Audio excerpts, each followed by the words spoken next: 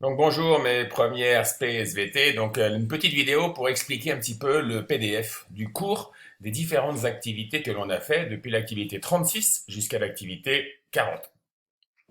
Donc ce chapitre s'appelle Variations génétiques et santé, hein, et il va expliquer comment des variations génétiques, des mutations génétiques peuvent entraîner des différents types de maladies chez l'homme. Donc en effet, hein, l'homme, comme toutes les espèces vivantes à reproduction sexuée, on a des génomes qui diffèrent les uns des autres, et ils diffèrent les uns des autres parce qu'on possède de nombreux allèles pour différents gènes, et ces allèles, ils proviennent tous de mutations spontanées qui ont eu lieu complètement au hasard et qui se sont conservées dans la population. Alors certains allèles sont favorables, d'autres allèles peuvent être défavorables, et en général, ces allèles défavorables, ils ont un taux dans la population relativement bas, parce que la sélection naturelle a plutôt tendance à les éliminer, mais ils ne disparaissent jamais complètement, ce qui fait qu'on peut avoir une fréquence d'un allèle défavorable d'un pour 5000, d'un pour 10 000, d'un pour 2500 en général. D'accord?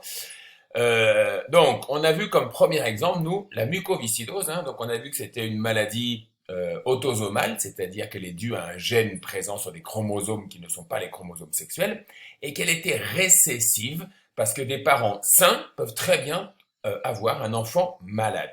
Donc, la mucoviscidose, hein, elle est due à la mutation d'un gène qui fabrique une protéine qui permet l'excrétion de chlore par les cellules.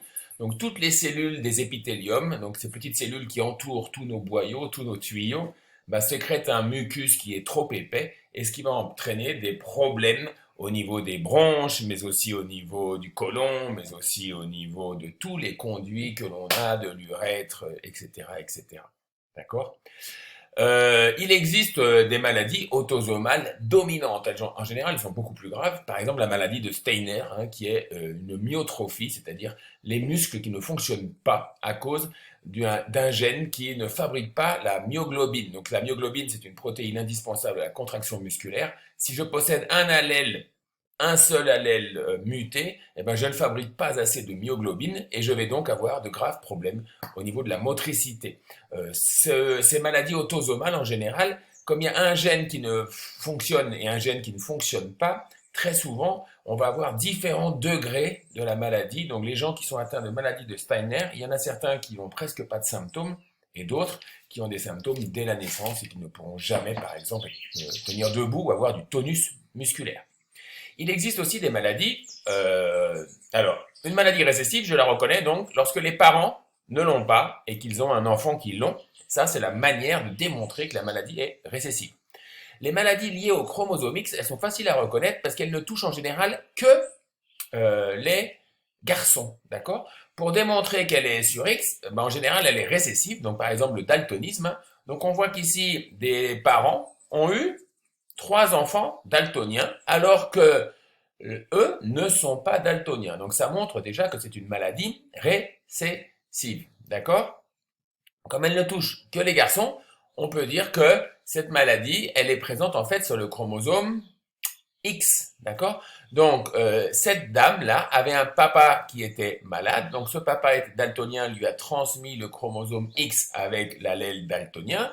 Et les trois garçons qu'ils ont eus, ils ont reçu le chromosome X de la maman, qui possédait deux X, un X daltonien, un X normal. Donc elle voit normalement. Par contre, les trois garçons ont reçu son X daltonien.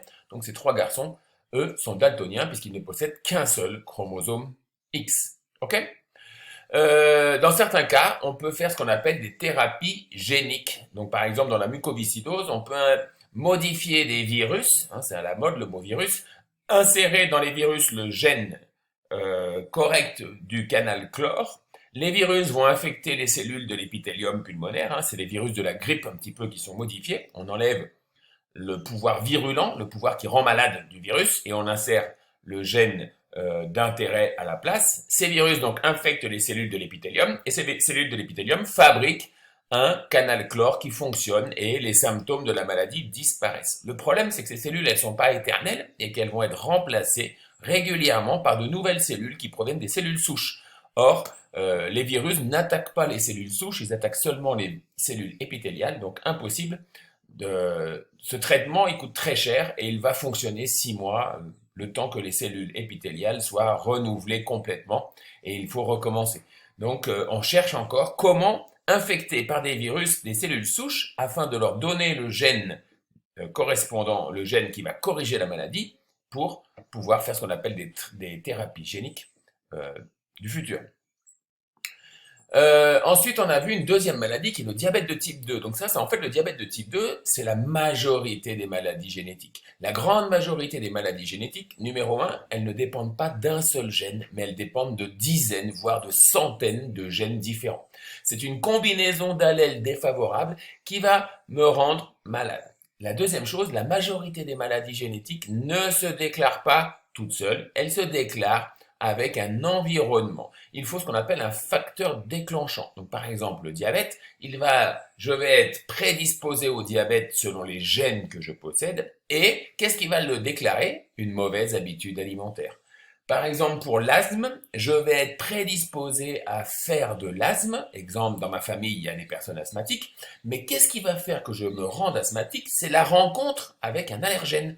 Si je suis allergique au pollen, par exemple, et qu'on ne me met jamais en contact avec le pollen, je n'aurai jamais de crise d'asthme.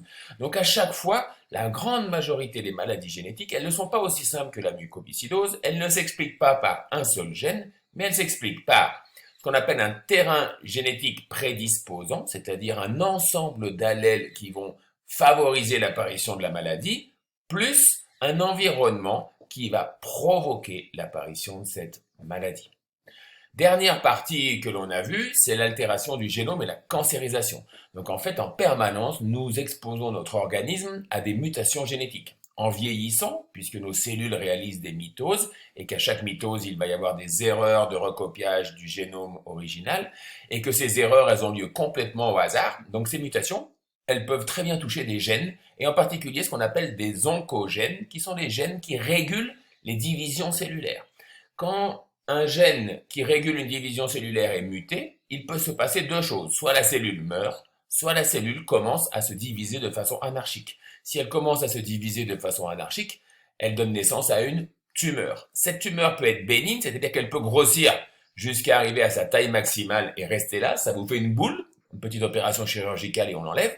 Ou cette tumeur peut être maligne, c'est-à-dire que dans ces cellules qui ont muté, certaines d'entre elles peuvent se détacher, partir dans le flux sanguin et aller s'installer dans des organes pour créer de nouvelles tumeurs. C'est ce qu'on appelle des métastases.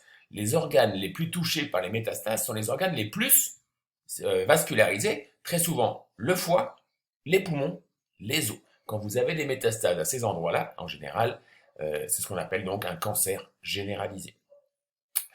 Ensuite, la dernière partie, c'est ce qu'on appelle les variations génétiques bactériennes. Donc les bactéries sont un ennemi, ont été longtemps considérées comme un ennemi. Aujourd'hui, notre position change un petit peu, on parle du microbiote, on parle de bactéries aimables avec l'être humain qui nous permettent de bien vivre, qui nous permettent de digérer. On a découvert qu'un être humain, il y a 10 fois plus de bactéries dans un être humain que de cellules humaines.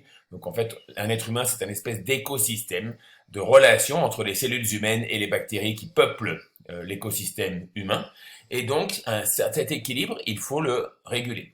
Les antibiotiques, ce sont des molécules naturelles qui ont été, au cours de l'évolution, sélectionnées par les plantes en général afin de lutter contre les bactéries pathogènes.